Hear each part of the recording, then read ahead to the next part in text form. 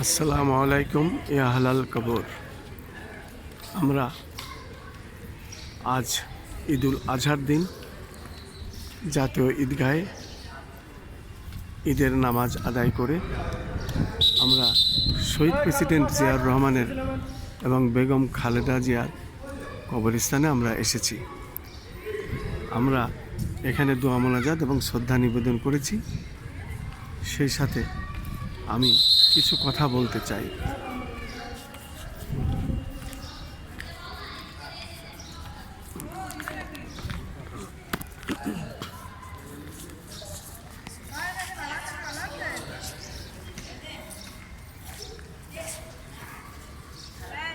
শুধু দর্শক, আমি জিয়া উদ্যান, যেখানে শহীদ প্রেসিডেন্ট জিয়াউর রহমান শুয়ে আছেন, মরহুমা বেগম খালেদা জিয়া শুয়ে আছেন। যেহেতু আমরা আজ ঈদুল আজহার দিন এবং ঈদুল আজহার নামাজ পড়েছি জাতীয় ঈদগাহে, এবং জাতীয় ঈদগাহে আজকে আমাদের মাননীয় প্রধানমন্ত্রী জনাব তারেক রহমান নামাজ পড়েছেন, রাষ্ট্রপতি নামাজ পড়েছেন, প্রধান বিচারপতি নামাজ পড়েছেন, পাশাপাশি দেশবরণ্য অনেকে নামাজ পড়েছেন। আমরা একই সাথে নামাজ আদায় করেছি এবং সেখানে নামাজ আদায় করে দোয়া মোনাজাত শেষ করে আমরা এখন এসেছি জিয়া উদ্যানে, যেখানে স্বাধীনতার ঘোষক শহীদ প্রেসিডেন্ট জিয়াউর রহমান শুয়ে আছেন এবং চিরনিদ্রায়। সেই সাথে সাবেক 3 বারের প্রধানমন্ত্রী বেগম খালেদা জিয়া, আপসীন দেশনেত্রী এবং ওনার সহধর্মিণী দুজনই একই জায়গায় ওনারা চিরনিদ্রায় আছেন। সেখানে আমরা শ্রদ্ধা নিবেদন করলাম, দোয়া মোনাজাত করলাম এবং এখানে এসে আমি দুটি কথা বলছি। শহীদ প্রেসিডেন্ট জিয়াউর রহমান, ওনার হাত ধরেই আমরা মূলত জাগদল থেকে বিএনপিতে আসি। বিএনপির রাজনীতি এই যাবৎকাল আমরা করে আসছি, কিন্তু বিএনপি করেও বিএনপির কাছেই নির্যাতিত হয়েছে। সেটাও কিন্তু আসলে আমরা কি বলবো, আর বলার ভাষা আমার নাই। আমার পিতা ভাই হত্যা হয়েছে 2006 সালে, আমার আব্বা হত্যা হয়েছে খুকসাই নিজ বাড়িতে, এবং 2008 সালে আমার ভাই হত্যা হয়েছে শৈলকুপা ঝিনাইদহ মালিপাড়া নিজ বাড়িতে। এই হত্যাকারীরা আজও ঘুরে বেড়াচ্ছে দিনের আলো। আমি কিন্তু বিচার আজও পাইনি। আমার ভাই বিশিষ্ট রাজনীতিবিদ, বিএনপির সাংগঠনিক সম্পাদক, এবং আমি ছিলাম প্রচার সম্পাদক ঝিনাইদহ জেলায়। যখন জাগদল শুরু হয় তখন থেকে আমরা এই দলকে তৈরি করি, আমাদের মাধ্যমে আমরা বিএনপির ফাউন্ডার। অথচ এখন পর্যন্ত বিএনপির কেউ আমাদের খোঁজখবরও রাখে না এবং ডাকেও না। তবে শহীদ প্রেসিডেন্ট জিয়াউর রহমান আদর্শকে আমরা বুকে ধারণ করেছি। সমস্ত আন্দোলন সংগ্রামে আমরা রাজধানী ঢাকায় থেকে করেছি। আমার ভাইও এখানে এসে করেছেন, যেহেতু আমার কেন্দ্রীয় নেতা ছিলেন মেজর জেনারেল মজিদুল হক, সাবেক মন্ত্রী। ওনার হাত ধরেই আমরা শহীদ প্রেসিডেন্ট জিয়াউর রহমানের রাজনীতির আদর্শ বুকে ধারণ করে আমরা আসি। আমার যে ভাইটি হত্যা হয়েছে খন্দকার রবিউজ্জামান সিপার, এবং আমার আব্বা বীর মুক্তিযোদ্ধা রোকন উদ্দিন জামান, উনি ব্রিটিশ আমলে পুলিশে চাকরি করতেন এবং ব্রিটিশ বিরোধী আন্দোলনও করেছেন।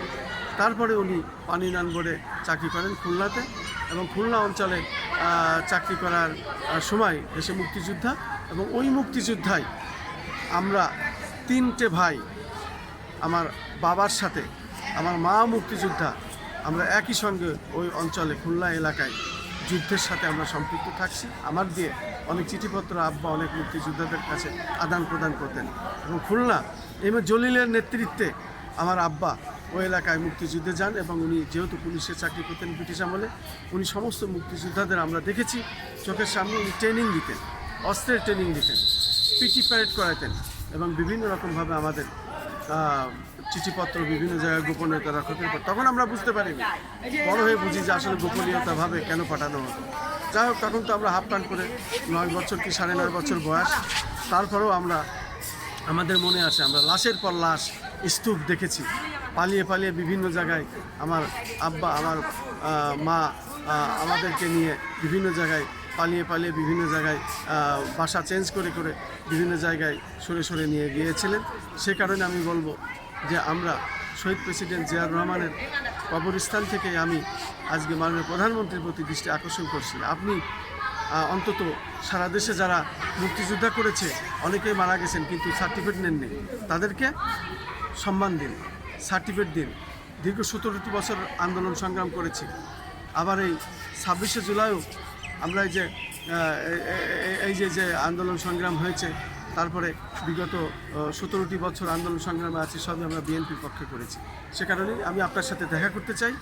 আমি খন্দকার মাসুদুজ্জামান। আমার 12টি ইউটিউব চ্যানেল আছে, 2টো অনলাইন পোর্টাল আছে। ফ্যাসিস্ট সরকারের আমলে আমার বাড়িঘর লুটপাট করা হয় এবং 3টে ব্যবসা প্রতিষ্ঠান আমাদের ভেঙে দেওয়া হয়। জয়নাল হাজারি এলাকায় আমরা একটা কাজ নিয়ে যাই, আমার সে ভাইকে জয়নাল হাজারি আটকিয়ে ওখানে সমস্ত টাকায় চেকে সই করে নেয়। আজও সে মামলা আমরা পাইনি। সেখানে অনেক টাকার ব্যাপার এবং বেশ কিছু জায়গায় আমরা কাজের বিল টিল পাবো, টাকা পয়সা পাবো। 100 কোটি টাকা আমরা যদি মামলা করি, ক্ষতিপূরণ সহ এগুলো আমরা পাবো। অতএব আপনার প্রতি আমি দৃষ্টি আকর্ষণ করছি, আমাকে ডাকুন, দেখা করার সুযোগ দিন এবং মামলাটা করার সুযোগ দিন। আমার মামলা যাতে ব্যারিস্টার জাইমা রহমান চালাইতে পারে এবং সঠিক বিচার যাতে পেতে পারি। এই ধরনের ঘটনা সারা বাংলাদেশে আরও অনেক আছে, এগুলো আপনি দেখবেন। এই প্রত্যাশা আমি খন্দকার মাসুদুজ্জামান আপনার মা বাবার কবরের সামনে থেকে আমি বলছি, আমি ন্যায় বিচার চাই, ন্যায় বিচার চাই, ন্যায় বিচার চাই। আসসালামু আলাইকুম। ঈদ মুবারক, ঈদ মুবারক। কাটার দরকার নেই, কাটিতেছো?